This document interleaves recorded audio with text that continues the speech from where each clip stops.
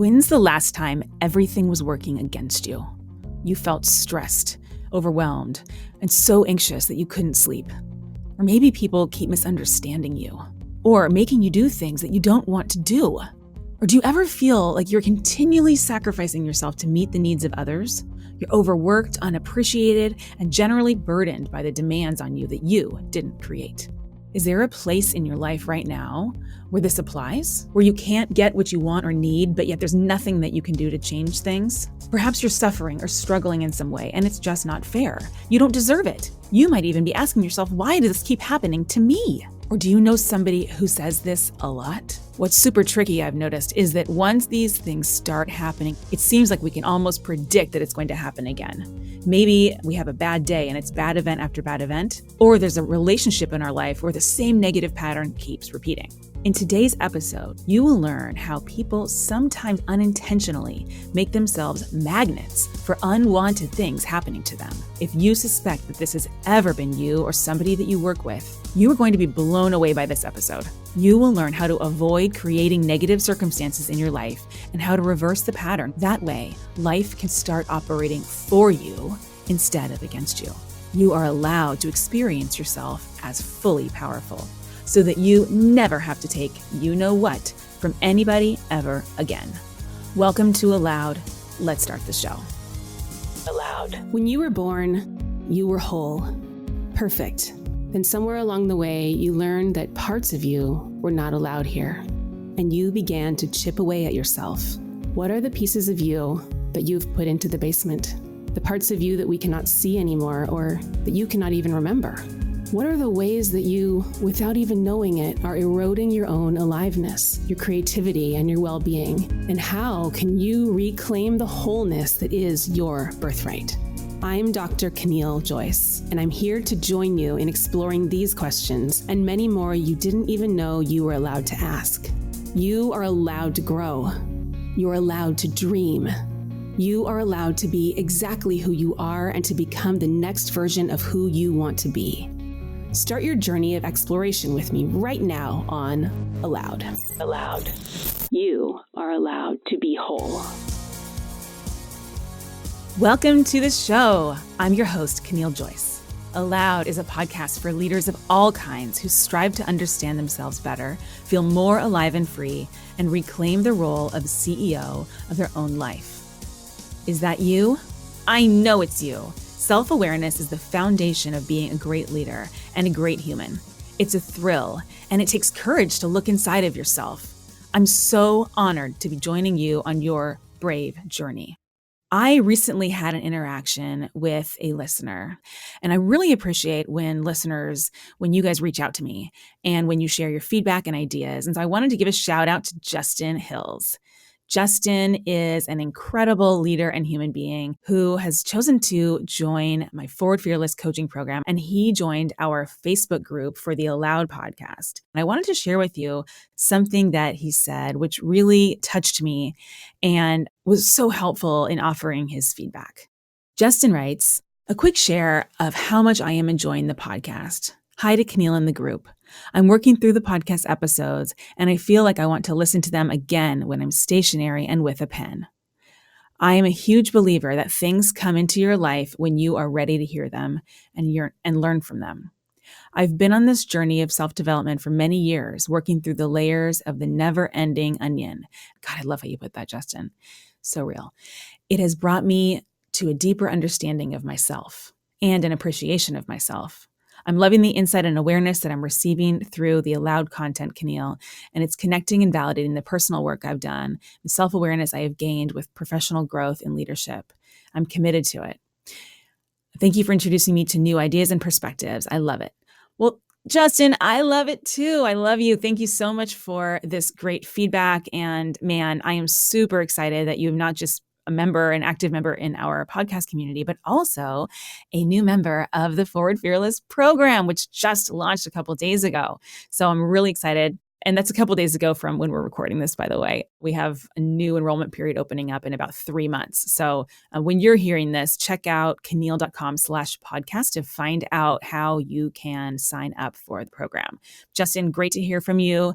And please, listeners, I want you to open up iTunes right now, hit subscribe, and leave a little message for me in the reviews, or head over to caneel.com/podcast where you can find a link to join our Facebook community. And I would love to get to know you there and offer my feedback wherever it's helpful.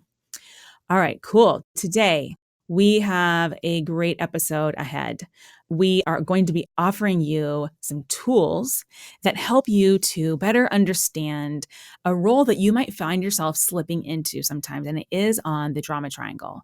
We're continuing our conversation that we had about the drama triangle, that place that we all go to when we're feeling less powerful than we truly are.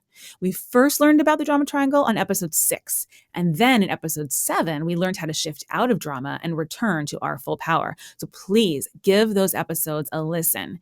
If you haven't heard them yet, you might be missing a little bit of context. So I really encourage you to go back and listen. But if you are, not in a place where you can shuffle around, please just continue, stay here. You're going to get a lot out of this episode either way. And I think it's going to stoke your fire in wanting to really understand drama a lot better. It's one of the most fascinating topics that I've ever learned about.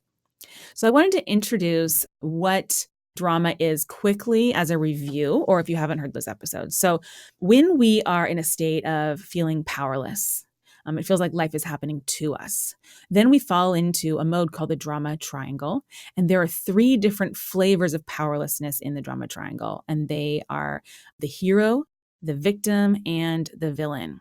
Let's start with the victim. That's kind of the most prototypical experience. And that's when we're in a mode where we're feeling like life is really happening to us and we are living at the effect of our circumstances.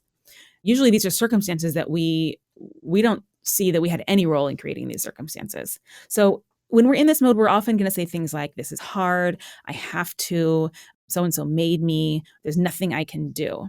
The second flavor or mode in the drama triangle is the villain mode. And in villain mode, we are really focused on blaming. This is where one of our favorite words might be should. And we might should ourselves and say, oh, I should eat differently, or I should have done X, Y, Z. Or we might blame and criticize and should others.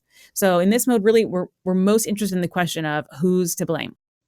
The third mode or flavor is hero. And hero is an interesting one, right? Because we think of hero as a really positive character. However, there are some downsides to heroing as we mean it in this context, right? As we mean it in terms of drama. When we're in drama mode and we're heroing, it means what we're trying to do is really seek temporary relief from suffering. So we're not trying to resolve issues permanently. We might be trying to fix or save or solve or help somebody or something or ourselves to make the pain or the suffering or the irritation go away, or the stress. We might be trying to numb out. We might be trying to escape. And so that's the hero mode. So hero, victim, and villain. Today, we're going to dive into one of these modes, and I'd love you to guess which one it is. So we're going to be doing a deep dive into each of the 3 modes in a series of podcasts. This is part 1, and you're going to get to guess what it is. On our website, you can find links to some tools that will better help you understand where you might fall in the drama triangle, because we all land there. It's a very, very human experience. It's probably our normal experience because we're somewhat hardwired for it. So if you're interested in taking a quiz on what you look like when you're in drama, which is really hilarious and fun, please go to caneel.com/podcast and you can download it there. All right. So today, why I care about you being here for this episode. Here's why. When we are in drama, we are not claiming our full power. When we're not claiming our full power, we suffer. In fact, it's the only thing that ever leads to suffering. And I think you'll understand that more as we get into it. When you're not claiming your full power, you also are not owning your full responsibility or your full creativity. And this means we go through life and we actually have the potential to create harm and suffering around us. We invite others into drama, and we act in ways that typically are working right against us, against what we most desire. So when we're in drama, we're really obsessed kind of with the forces that are working against us. And so we are not going to be noticing all the things that are working for us. We're not noticing the resources around us. We are not able to make impact. We're not noticing what's working for us. And therefore, we're leaving a lot of opportunities on the table. And typically, the solution to whatever problem that we're fixated on is laying out there in the land of creative possibility. And we're just not tuned into that at all. So I really, really care about you learning about this so that you can better recognize the sources of any stress or anxiety, and so that you can reclaim your power and join us on this journey of doing the work that the world needs us to do together, right? There's some important problems facing us right now. So please go download that deliverable I mentioned on the website, and we're going to dive right into this topic. So when I'm in this mode, this particular flavor of drama, I'm going to see myself at the effect of other people, other circumstances, and other conditions.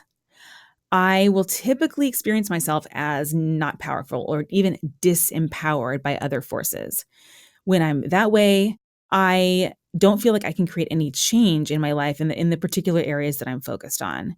I play out this role mostly by just focusing on and declaring my own pain and suffering, as well as my own defeat or my own defeatedness. When I'm in this mode, I complain, I whine, I argue for why I can't have what I want. And while I'm able to feel unique in this role, I'm mostly just sitting there waiting for somebody else to fix my problem.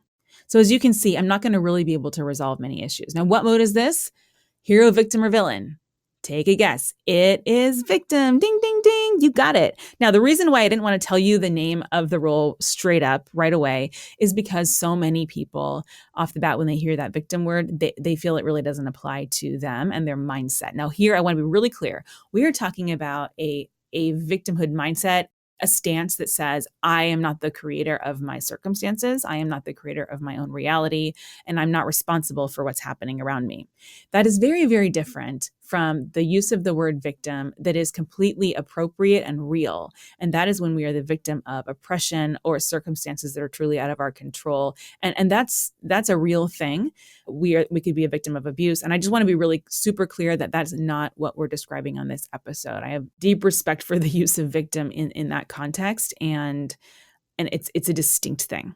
So when we're in victim mode, we are looking for help, security. We're also kind of looking for overwhelming problems. I don't know if you've ever had that experience where you're bummed about something. Actually, this happened to me last night. You're bummed about something, and then you start noticing all of the other problems all around you. Not only is this wrong, but this and this and this and this and this is wrong. So last night I was feeling pretty fried, pretty tired, burnt out, depleted.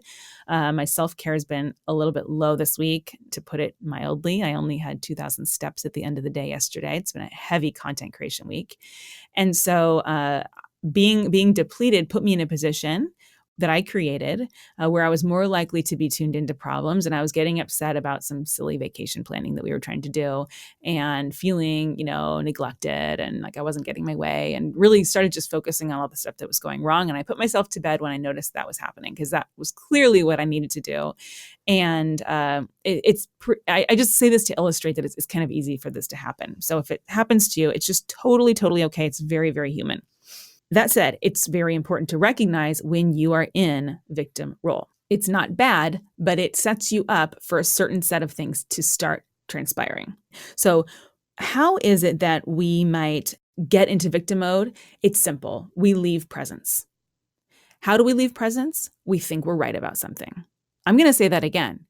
What sets us up to be a victim is that we leave presence. We are no longer in the here and now. Why? Because we are focused on this idea, this story that we are right about something, that there is a right and a wrong. The thing that we might be trying to be right about might even be that we are wrong, might even be that we're incorrect about something, that we should have done something else, that oh no, like I'm never going to get it right. Have you ever heard yourself say that? Or I have kids, and sometimes they really feel that way. On the soccer field, if they're not having a good game, I'm never going to get it right. Nobody likes me. Like, it's really, I have just deep compassion when we fall into that mode. The suffering is very, very real. But what I want you to recognize is that we can set ourselves up to fall into that form of suffering. And here are some of the favorite ways that we tend to have for how to fall into suffering. See which ones apply to you. And these are called drift moves, meaning this is how we drift from presence.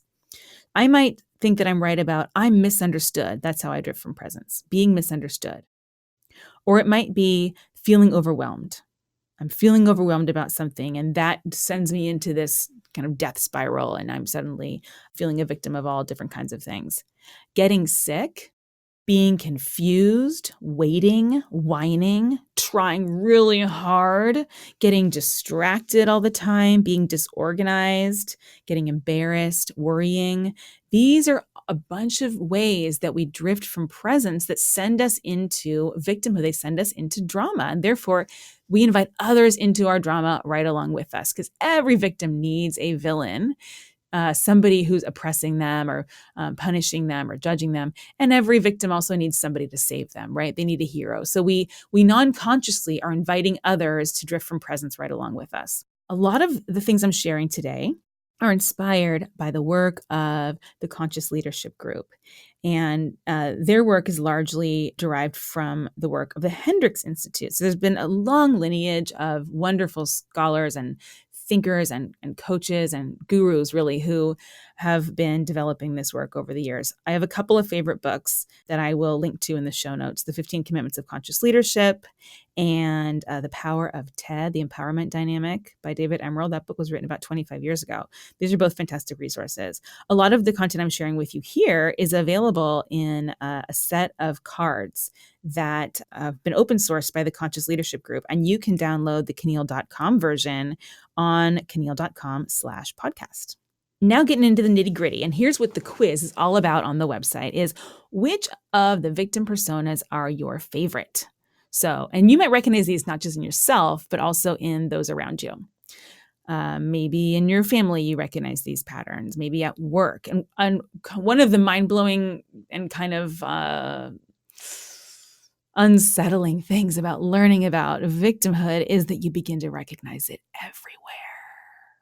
And it can be a little annoying when you start noticing that everyone around you is in victimhood. If that happens, recognize you just turned into a villain. You're in drama too. There is nothing wrong with being in victimhood, but it doesn't necessarily serve. Does that make sense? So we're going to talk about how to respond to somebody in victimhood in future episodes and a little bit at the end of this episode. Here are the different personas. See which of these sounds like you. What are your favorite ways to play victim? We all have our favorites. A couple of my favorites from the past especially, one of my faves was being overwhelmed Caneel, and everyone knew my ride. I would tend to like overcommit, work too hard, burn out, feel overwhelmed, and then need to renegotiate all my agreements. And it was kind of this like massive up and down roller coaster. When I was in that mode, like most who are feeling overwhelmed, a thing I would often be saying is, I don't have enough time. There's not enough time. Actually, didn't it sound like I said that earlier today? I had a lot of work and I only got 2,000 steps yesterday. The difference is I can say anything and be in victimhood, or I can be in powerful mode. So when I say I only got 2,000 steps, I could be saying it, I only got 2,000 steps because I had to stay at work really long. Now that is just not true. I don't need to be making this podcast. I chose to do that. I chose to not get out of the office much yesterday and take a walk. I wanted to get my work completed and get on home so I could see my family and have dinner and be with the dog and be with my hubs and all that. So that was my choice. And there's no one to blame for that. And I don't blame myself either. But it is true that there were consequences. When I'm in victim mode, I'm not taking responsibility for those consequences. When I am in power mode, I am. When I am being powerful, I am taking responsibility for my consequences. So the overwhelm was created by me. I own that. I did it on purpose. And if I had to do it again, I'd probably do it the same way.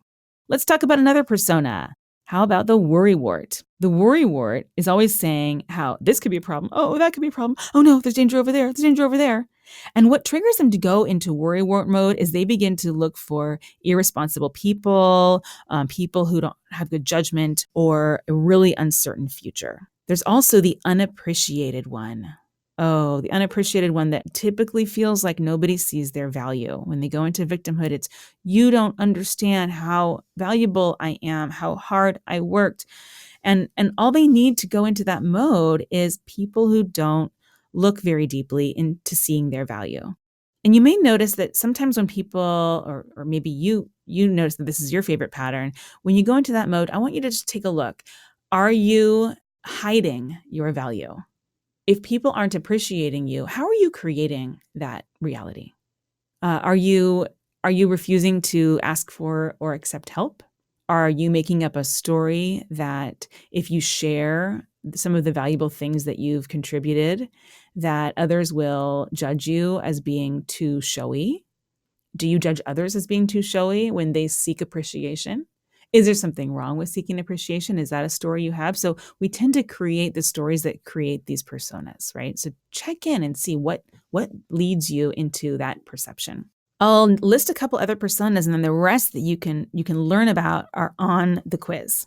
And it would be actually really edgy and cool, I think, if you were to take the quiz, identify some of your favorite personas to play when you go into victim mode. And this, you can do this with a tremendous amount of levity and comedy and fun, right? Because we all do it. It's not wrong, but it's really good to recognize it. Anyway, take the quiz, find out your favorite personas, and then have a friend take the quiz too. Find out theirs. You guys can laugh together. You can relate. And here's where it gets edgy. You can swap. You can take the quiz on behalf of your friend and vice versa and see how they see you showing up in victim mode. And perhaps you'll learn that there's a mode that you do that you didn't even recognize was one of your modes. So I know that when I've received feedback on this, I learned that one of my modes is the confused one, which is really funny how I responded to that. I got confused. I was like, what? How is that possible? I'm a former professor. I have a PhD. I'm a coach. How could I be confused? I don't get it. Can you tell me what you mean? What do you mean? What do you mean? What do you mean? Yeah. So that was me being in a confused victim mode. So you can learn about these personas in the quiz. A couple of them that you will learn about there. The dummy, the dummy persona, the one who just doesn't know how, who can't figure it out. And what typically makes us go into that mode is somebody who we make up a story that they are criticizing us or judging us. And I know that this happens to me. I think this happens to my son as well, is that when we feel judged and critiqued, sometimes if we're really stressed out, it can make our mind kind of go blank. And I remember this happening in school. Remember when they used to call on you to read out loud? And everybody had to read, you were reading one long book all together in class, and then suddenly it would be your turn. And I could never, as soon as they said my name, Caneel, your turn, my eyes, it was like I stopped being able to see the page, and I had no idea where we were, or perhaps I was truly just drifting off and imagining other things. I am ADD like that. And so I don't know. And then feeling really put upon and frightened, like really like at risk of something bad happening to me. That was a big experience of me being in elementary school. In fact, it was so bad that when I had to first take my son, who's my eldest child, take him to kindergarten, the first time, it was my first time stepping into an elementary school since I was in elementary school, I'm pretty sure. And the smell of it and like the paint, just the recognition of what elementary school looked like for me and how similar it was, I was instantly terrified, just terrified. I was going to mess something up. I was going to forget to write something down. I was going to do it wrong. I was going to not know the rules. I was freaked out. And it was it brought me right back to those times where I'd get triggered into victim mode when I was growing up in elementary school and get called on in the class. So that is the dummy one. The complainer, for whom nothing is right. The under-resourced, like I need more stuff. I need more money, and I need more people to work for me. I need more time. I need people to be smarter all around me. Then there's the overworked one who has too much to do. The martyr, who has to sacrifice himself because nobody else is doing their part. The needy one who is just not able to do what they need to. They can't do it. The reliable one, the depressed one, Hercules, the list goes on. And this stuff is fun, you guys.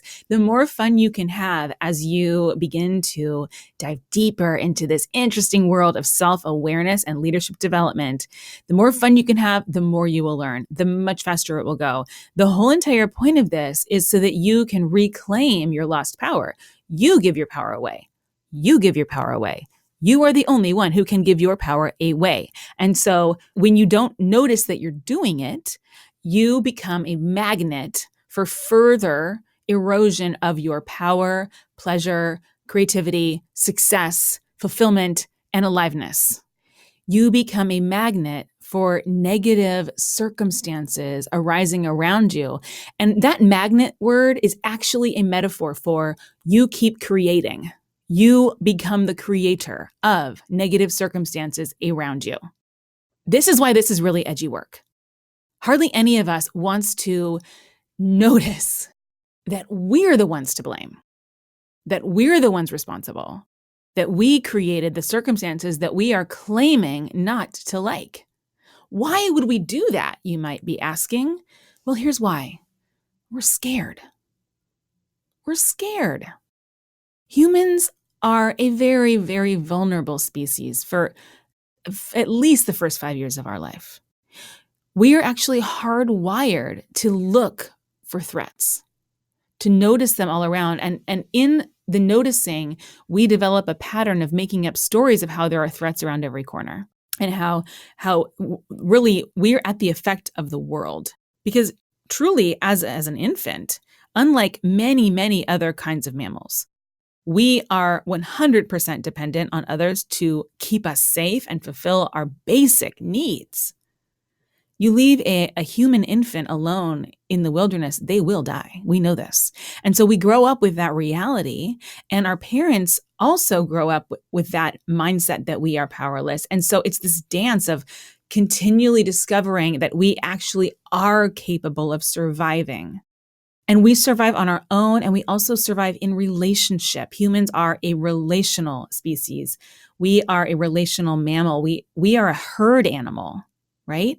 And so we travel in packs, and we need each other. And that's where things get really tricky. So one of the ways we can become a magnet of or the creator of negative circumstances is we invite others into drama when we are in drama. And then if we're a victim, we are helping to create a villain right around us. And then that further exacerbates the issue. So here are the steps to helping to resolve this negative spiral that can happen if we go below the line. So first, become aware. Where are you? Where are you in terms of your context? Are you in powerful mode or powerless mode? If you're in drama, you are in powerless mode. If you're suffering, you're in drama. You're in powerless mode.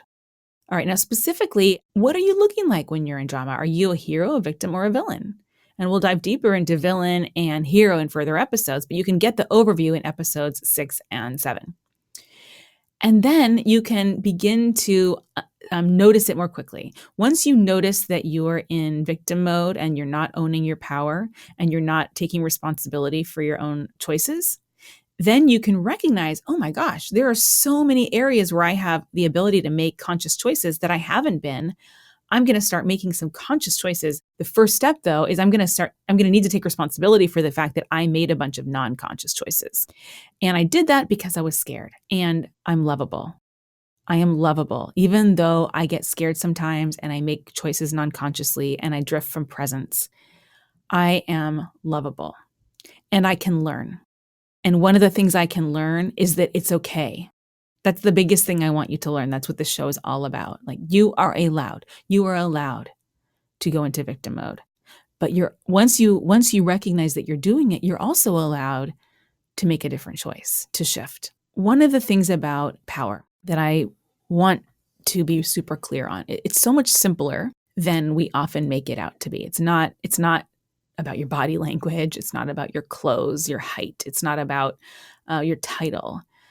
Most deeply, you have access to power, influence, authority, resilience, creativity, aliveness when you are present. When you are present, when you are in the here and now. Why? Why is that? It's because the here and now is the only place where action can happen. Here and now is the only access we have to a moment of choice. Choice is the action of the powerful. So we can make conscious choices, and that can look like anything. It can look like I choose to eat this cookie, or I choose not to drink that Coke. It can look like I choose not to go on that vacation, or I choose to quit my job, or I choose to kick ass at my job, or I choose to stay at this job even though I really don't enjoy this work because I really, really am committed to feeding my family and I'm working on finding another opportunity. It can look like anything. And you can also approach any of those issues from below the line, right? As a victim. It's not about the activity that you're doing. It's about your own inner context as you are doing the activity. So right now, whether you're walking or tidying up or commuting, take a stab at this. Just check in and notice. Do I seem to be in presence? Am I in ease and flow? Do I feel alive in my whole entire body? Am I aware of choices that I am making in this current moment? Or am I in flow? Am I just losing track of time? If those things apply to you, you very well might be in presence and you're above the line in power, where your orientation is, what can I learn?